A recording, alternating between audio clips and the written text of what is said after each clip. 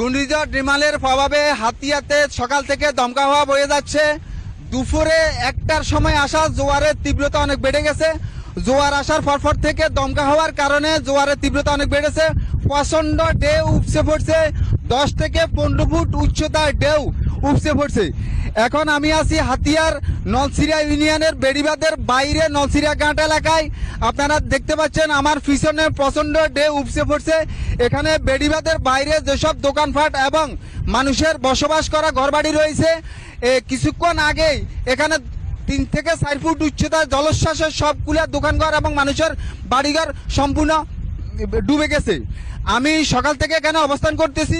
জোয়ার আসার পর থেকে এখানকার ব্যবসায়ীরা তাদের দোকানপাট সম্পূর্ণ মালামাল নিয়ে বেড়িবাঁধের ভিতরে আশ্রয়কেন্দ্রে বিভিন্ন আত্মীয় স্বজনের বাড়িতে এবং নিরাপদে আশ্রয়কেন্দ্রে যেতে দেখা গেছে।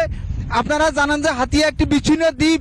এখানে মূল ভূখণ্ডের বাইরে বেশ কিছু চরাঞ্চল রয়েছে, বিশেষ করে চরকাশিয়া, ডালচর এবং নিজুম দ্বীপে বেড়িবাঁধ না থাকায় এই অস্বাভাবিক জোয়ারে এবং এই ঘূর্ণিঝড়ের প্রভাবে অস্বাভাবিক জোয়ারে নিম্নাঞ্চল প্লাবিত হয়েছে।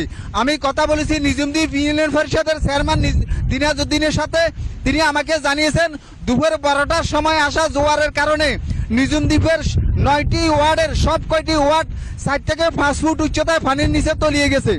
এতে করে মানুষের বসতঘর ডুবে গেছে, ব্যবসা প্রতিষ্ঠান পানির নিচে তলিয়ে গেছে।